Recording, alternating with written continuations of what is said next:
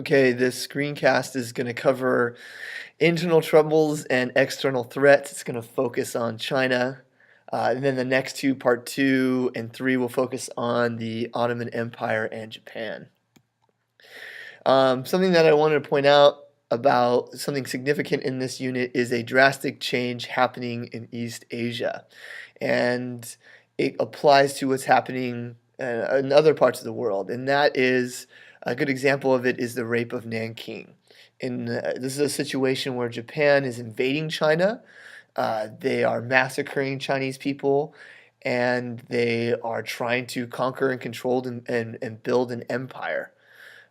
This is a drastic change. If you go, just a few years before this, the idea of Japan building an empire and subjugating China would be crazy to think about that. But Japan is able to industrialize, and there's a huge balance of power shift in East Asia, and as we'll see, the rest of the world. The old imperial powers are declining. The new modern industrial powers, like Japan, the United States, and Western Europe, are on the rise.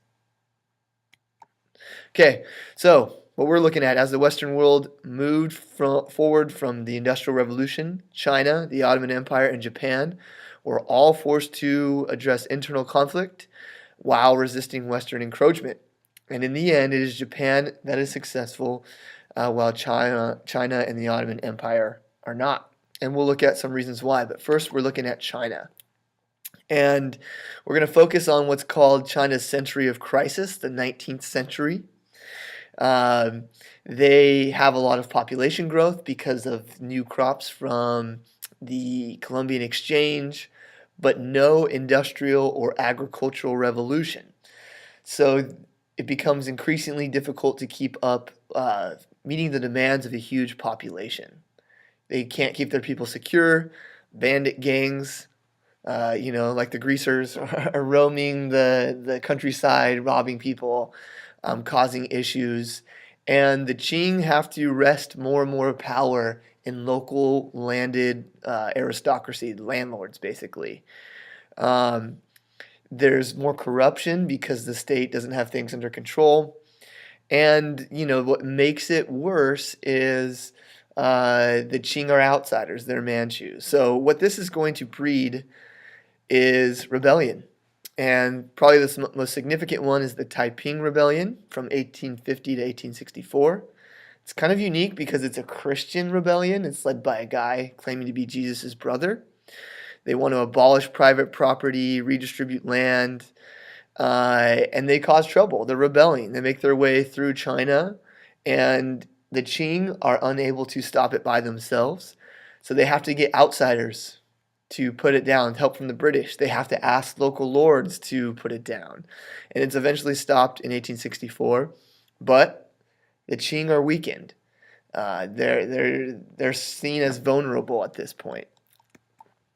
Meanwhile, in addition to their internal problems with rebellion, they have an external threat in the West, and this is primarily seen through the Opium Wars. The British find something that will end the trade imbalance for China. They have opium. It's an addictive drug that Chinese people want. The government of China decides they don't want their people addicted to opium, so they crack down. They destroy millions of pounds of opium, and they expel Western traders. Well, the British don't like this, and they send in their navy to enforce new trade laws and to make new treaties that are favorable to the British. And the chief one among those is the Treaty of Nanking. And from then on, China will not benefit from trade with the British. They'll be exploited. Soon, the West takes over. China's dependent on the West. They're not the Middle Kingdom anymore. It's very clear. Even Chinese businessmen will prefer Western firms to Chinese firms. And when you have that going on, you're not having Chinese people start their own industrial revolution. So they fall behind. Now, China will try to keep up. They'll try to fix this, but it's very cautious. The landlords do not want to lose power. They don't want to give up their status to the state in order to, push through this massive sort of reform movement. It doesn't work. And there's actually an anti-Western rebellion called the Boxer Rebellion. They kill Europeans, and then once again, China has to call in Japan and Western European countries to help put down the Boxer Rebellion. So the Qing are very, very weak. The Boxer Rebellion is sort of the last straw that shows that they can't handle what's going on. And by 1911, the Qing dynasty collapses.